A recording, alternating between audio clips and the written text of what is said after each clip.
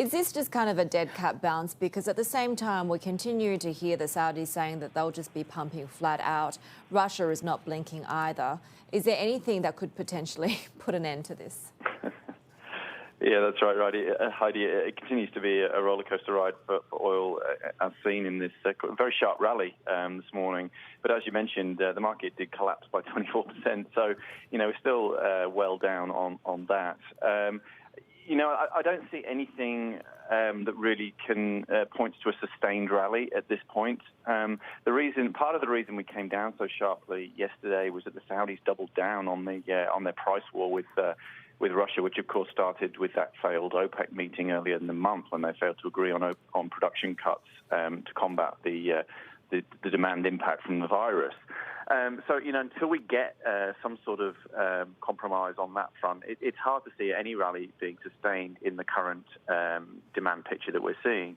But, having said that, it's extremely volatile. I mean, it's not going to be a straight line down. We are going to see these technical bounces after such big moves. So it's not wholly surprising this, but it'd be a brave investor who stepped in and went long oil at this point.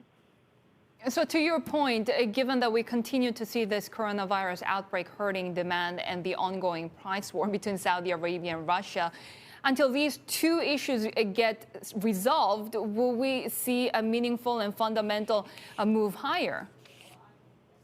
No, Sherry, I don't think we will. I think what we'll see is a continuation of this extreme volatility, but the broad trend will be lower.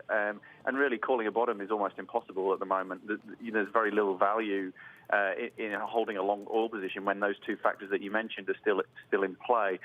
We've had analysts coming out, saying it could go below $10 a barrel. Has been down there before in historic times past. We could see a return there unless there's a material change in that supply-demand outlook. At the moment, neither Saudi Arabia or Russia are blinking in this price war, which seems to some kind of incredible given the unprecedented demand destruction we've seen. Maybe one chink of light came yesterday in that a very senior official in Russia said they would like to see prices higher, which, if you read the runes, could be perhaps taken as an indication that they might like to see some sort of compromise. But we're some way from that yet, I think.